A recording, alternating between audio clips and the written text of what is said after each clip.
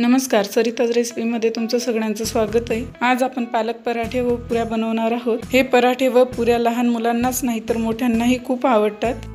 चला तर मग रेसिपीला सुरुवात करूया। मी इथे एक जुडी पालक घेऊन घेतलेली आहे, ती स्वच्छ धुवून घेतलेली आहे।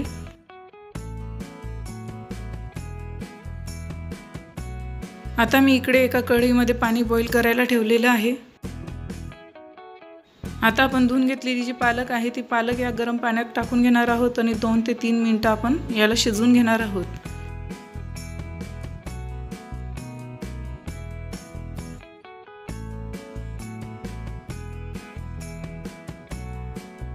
पालक ही आपली छान अशी सॉफ्ट झालेली आहे। आता मी एका कढईमध्ये इकडे थंड पाणी घेतलेलं आहे। इथे तुम्ही बर्फाचं पाणी वापरू शकतात। त्यात आपण ही पालक टाकून घेणार आहोत।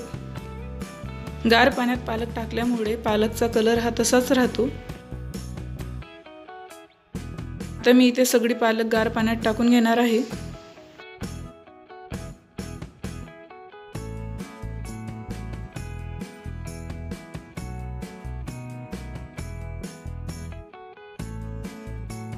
आता मी इकडे मिक्सर जार घेतलेला आहे, त्यात काही हिरव्या मिरच्या, लसणाच्या पाकळ्या,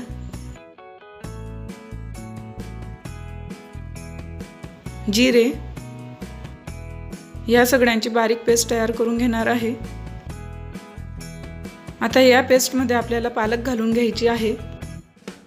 पालक मधील सगळं पाणी आपल्याला आधी काढून घ्यायचं आहे, मगच जार मध्ये टाकायचं आहे।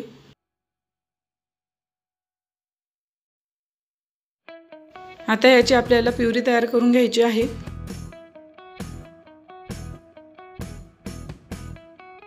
पाहू शकता आपली प्युरी ही रेडी आहे। आता मी एका बाउल मध्ये तिला काढून घेणार आहे। मिक्सर जारच्या भोवती लागलेली प्युरी ही आपल्याला थोडंसं पाणी घालून काढून घ्यायची आहे। आता मी यात थोडेसे चुरून ओवा घालणार आहे, थोडीशी तीळ घालणार आहे, चवीपुरता मीठ आणि बारीक कापून घेतलेली कोथिंबीर घालून घेणार आहे। आता यामध्ये मी गव्हाचं पीठ घालून घेणार आहे। साधारण 3 कप गव्हाचं पीठ मी यात घातलेलं आहे। आता यात 1 चम्मच मी तेल घालून घेतलेलं आहे आणि हे सगळं एकजीव करून घेतलेलं आहे। आता मी यात पाणी न घालता याचा गोळा तयार करून घेणार आहे। जर तुम्हाला गरज वाटत असेल तर थोडंसं पाणी तुम्ही यात घालू शकता। पाहू शकता आपला गोळा हा तयार आहे। आता मी यात थोडंसं तेल घालून याला परत 2 मिनिटे या गोळ्याला मळून घेणार आहे।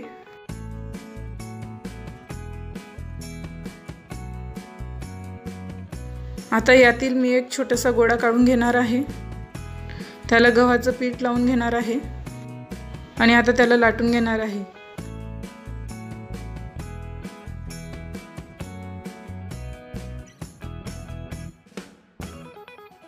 आता मी या लाटून घेतलेल्या चपातीला तेल लावून घेणार आहे, त्यावर थोडंसं गव्हाचं पीठ घालून अर्धा फोल्ड करून घेणार आहे आणि वरून परत तेल लावून ट्रायंगल शेपमध्ये फोल्ड करून घेणार आहे। आता याला मी परत गव्हाचं पीठ लावून लाटून घेणार आहे। आपल्याला हा पराठा गोल लाटायचा आहे। तुम्हाला जर ट्रायंगल शेपमध्ये आवडत असेल तर तुम्ही त्या शेपमध्येही लाटू शकतात किंवा स्क्वेअर शेपमध्येही लाटू शकता। पाहू शकता आपला पराठा लाटून तयार झालेला आहे। इकडे तवाही आपला गरम झालेला आहे। आता मी पराठा तव्यावर टाकून घेणार आहे। आता एका साइडने 2 मिनिटे आपल्याला मध्यम आचेवर याला शिजवून घ्यायचं आहे। आता मी या पराठ्याला परतून घेणार आहे।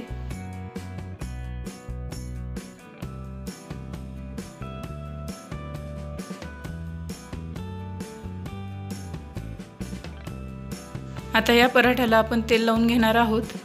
तुम्हाला तूप आवडत असेल किंवा बटर आवडत असेल तर तुम्ही तेही लावू शकता।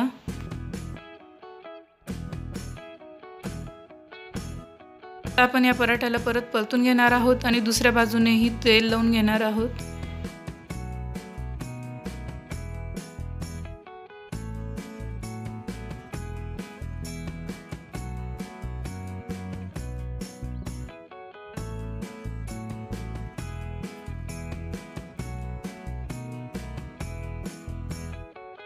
रेडी झालाय आपला पालक पराठा।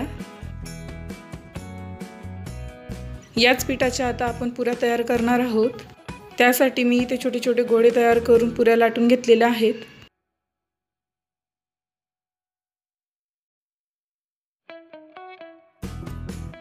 आता मी इथे एका कढईमध्ये तेल गरम करून घेतलेलं आहे। त्यात आता ही पुरी टाकून घेतलेली आहे। या पुऱ्या आता आपल्याला तळून घ्यायच्या आहेत।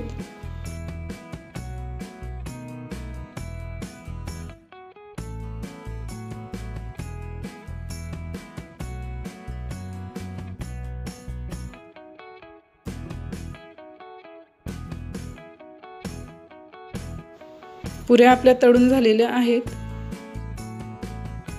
खूप छान अशा कुरकुरीत होतात या पुऱ्या। लहान मुलांच्या टिफिनसाठी खूप छान असतात। आता आपण पराठ्यांसोबत खाण्यासाठी चटणी बनवणार आहोत। त्यासाठी मी इथे ओलं खोबरं घेतलेलं आहे। त्यात कोथिंबीर घालून घेणार आहे। 1 ते 2 हिरवी मिरची, काही लसणाच्या पाकळ्या, जिरे, मीठ घालून याची पेस्ट तयार करून घेणार आहे। यात आता थोडंसं पाणी घालून मी परत ग्राइंड करून घेणार आहे। पाहू शकता आपली चटणी रेडी आहे।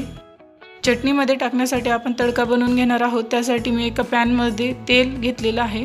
ते गरम झाल्यावर मी त्यात मोहरी घालून घेतलेली आहे, कढीपत्ते घातलेले आहेत। आता मी त्यात लाल मिरची घालून घेणार आहे।